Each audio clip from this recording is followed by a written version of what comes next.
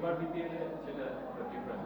সাদা বলে খারাপ পারফরমেন্স আসে নাই, আমি তো দেখি নাই। আমি তো আল্লাহর রহমতে ভালো করছি। প্রিমিয়ার লিগে যখন অপরচুনিটি পাইছি ভালো করছি, বিপিএলেও যখন লিমিটেড অপরচুনিটি পাইছি।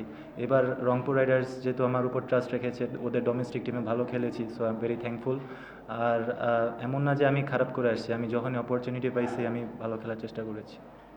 সাহেব, একটা সময় দেখা গেছে যে হেলস যেরকম ইনিংস খেলে, সে অ্যাগ্রেসিভ, সে একটু আগে থেকে চার্জ করে। আপনি দেখা গেছে হেলসের চেয়ে বেশি আপনার স্ট্রাইক রেট, আপনি ওর চেয়ে বেশি চার্জ করে খেলতেছিলেন। তো তখন আসলে প্লেয়ারটা কি ছিল দুজনের, নাকি আপনি ফ্লোতে ছিলেন বলে খেলতেছিলেন? না, আমার মনে হয় ফ্লোতে মানে যে বলটা পাইছি ওই মেরিট অনুযায়ী খেলার চেষ্টা করেছি আমরা। সো যখন যে বলটা মানে বল অনুযায়ী খেলার চেষ্টা করছি, মেরিট অনুযায়ী।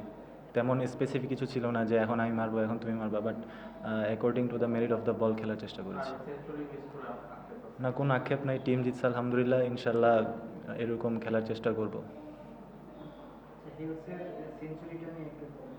না, অবশ্যই খুব ভালো খেলেছে, সবাই দেখছে আলহামদুলিল্লাহ। চেষ্টা থাক মানে দোয়া থাকবে যাতে আরও এরকম ইনিংস খেলে। ওর ব্যাটিং এর কোনো অংশ আছে যেটা আপনি আয়ত্ত করতে চান বা ভালো লেগেছে? না, অবশ্যই ও মানে same according to the merit অনুযায়ী খেলার চেষ্টা করে। আর ওর রেঞ্জ হিটিং খুবই ভালো, আমরা দেখে আসছি। 13,000 প্লাস T20 রানস, তো অনেক কিছু শেখার আছে।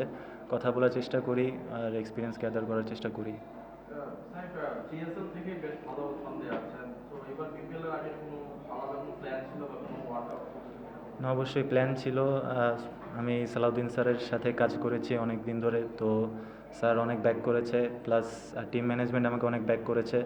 আমার মনে হয় আল্লাহর রহমতে ভালো হচ্ছে, বাট আরও ভালো করতে হবে ইনশাল্লাহ। Thank you.